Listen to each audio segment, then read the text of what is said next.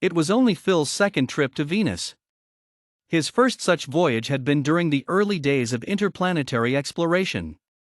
The ship he had skippered had been the first to land and make contact with the inhabitants of the planet. He figured they found him and his crew just as strange to look at as he and his crew viewed them. The Venusians were similar to humans in that they had one head, 4 limbs, and a body. They were different in that they had what could be called soft scales over much of their body, a large head with disproportionately huge mouth and teeth, more fangs than human-like teeth. And their legs were disproportionately short. By far most of their height was the upper part of the body. Over the years since then, the inhabitants of both planets had slowly developed a working relationship. There were some forward steps, and some backward ones, the latter followed by days of interplanetary silence. But now the two people seemed to be able to get along well enough to establish a planet-to-planet tourist business. Now it is 10 years later, and he has arrived in a passenger ship with his wife and his 2 children. It is so different now from the first time, when he and his crew met a small number of Venusians. For Phil and his family are in a city that he did not learn about until 2 years after his exploratory trip. There are buildings, tall and triangular, and roads upon which hovercars sped up and down with a kind of soft whoosh. The sidewalks on Main Street had a hover function too. This came as no surprise to Phil that something like this existed. He had learned on his first trip that Venusians do not like to walk far and they cannot run. With the hover sidewalks, they don't have to do much of the first, and any of the second. He had plans for the next part of the visit. Friends that had made the tourist trip before him said that they should go and see the Venusian marketplace, as it was quite a sight. So that was where they were headed. Our Venusian marketplace experience? In Phil's words.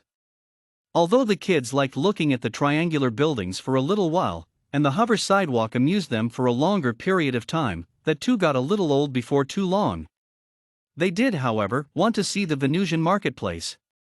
They had heard so much about it from their friends as well as from ours. The first thing that strikes you about the Venusian marketplace is that there it displays a tremendous show of color. The clothing sold at the triangular stalls in the marketplace is woven in flashy shades of usually ordinary colors, and they form complex patterns that you would never see on Earth. I was tempted at first to make a purchase that would weird out my conventional, conservative neighbors, but the one-piece outfits had the pants part way too short, and the shirt part too long and lanky. But the plants are possibly the strangest things that Earthlings can experience in the marketplace. Especially as some of them move their main stems and what can be called their arms on their own accord. No wind that I can feel makes them wave this way. That freaked the kids a bit. While those plants definitely caught the kids' attention, neither one wanted us to buy one and take it with us back to Earth. Angie said she wouldn't be able to sleep with those creatures in the house. She could imagine them sneaking into her room and scaring her when she would open her eyes. Those trying to sell the plants tried to tell us that they were great for eating, moving their large mouths in such a way that probably indicated that the plants were yummy. Angie told them and us that she did not want to eat a plant that moves. I didn't want to ask her why then she wasn't a vegan, as cows, pigs, and chickens move. That would not be appreciated.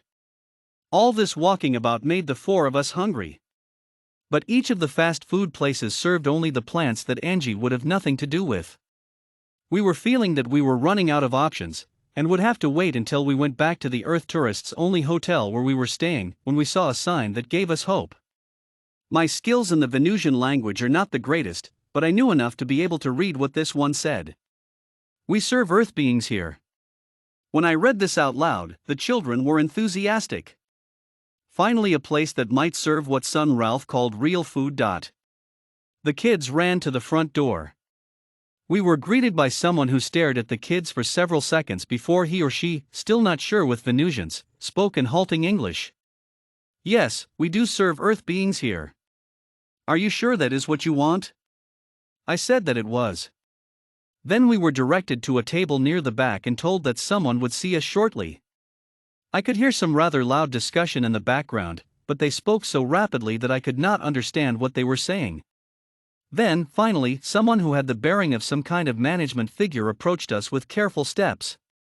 With a halting English he, I am guessing, said, You came here because of the sign, "We serve Earth beings here." Is that right? I responded in the positive, nodding my head to be sure he understood. I had learned that it was a gesture used by the Venusians with the same meaning as we have. He looked directly at the children and asked, "Are you buying or selling?" When I didn't respond, he reworded his question, "We serve Earth beings such as yourself here. People come here for the delicacy. Are you selling these children? Or do you want to eat the Earth beings we serve here? You are not the Earth being who is our usual supplier. We are confused." At that point, I was very glad that Venusians cannot run, because there was no way that he or his employees could catch up with us as we sprinted out of the building and away from the Venusian marketplace. They did try.